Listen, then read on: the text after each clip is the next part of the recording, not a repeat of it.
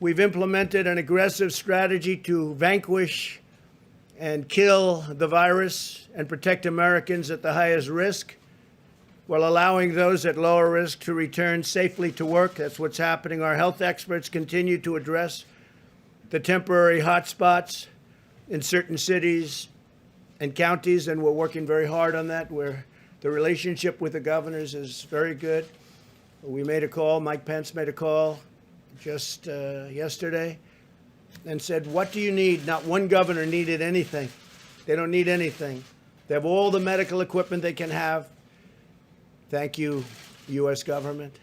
They have all of the ventilators they have. You know, we're giving many ventilators and selling in some cases and giving when needed, but we're the ventilator king. We're now producing thousands of ventilators a week, and we're helping other countries. And other countries are desperately in need of ventilators, because this is now at 189 countries. That changes all the time, that number. Our last count is 189 countries, and many of them don't have money, and almost all of them don't have a capacity to build a ventilator, which is hard to build, very complex, very expensive, very big in many cases. We've done an incredible job. So we have assembly lines building ventilators, and we're building thousands a week. All of these people are working with governors and local officials to restore best practices, and that's what we've done. That includes face coverings, social distancing, testing, and personal hygiene. Wash your hands. State officials will decide how rapidly to open their economies. That's largely up to them. If we see something that's egregious, we've gotten involved with a couple of them where we thought it was unfair.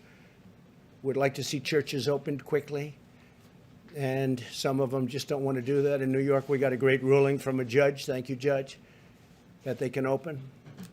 If these best practices are implemented, then the hot spots can be calmed quickly, and we understand this horrible disease right now. We didn't understand the disease at all. We did the right thing. We closed it up. We would have lost millions of lives.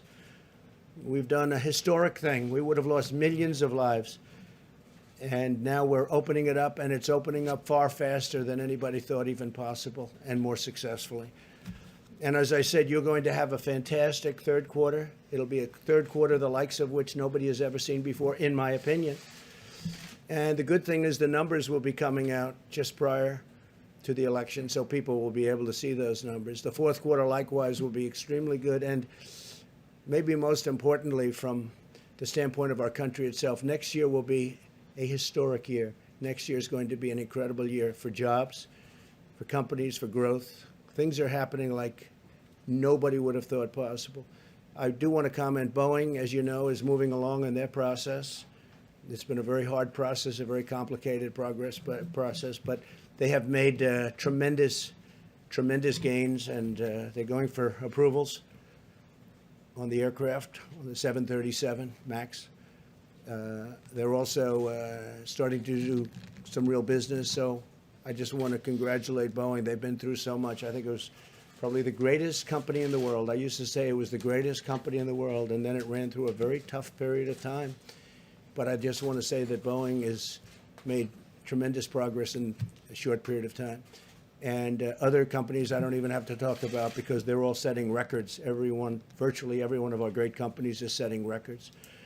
So I want to thank everybody for being here today. These are historic numbers in a time that a lot of people would have wilted. They would have wilted, but we didn't wilt, and our country didn't wilt. And I'm very honored to be your president. Thank you very much. Thank you.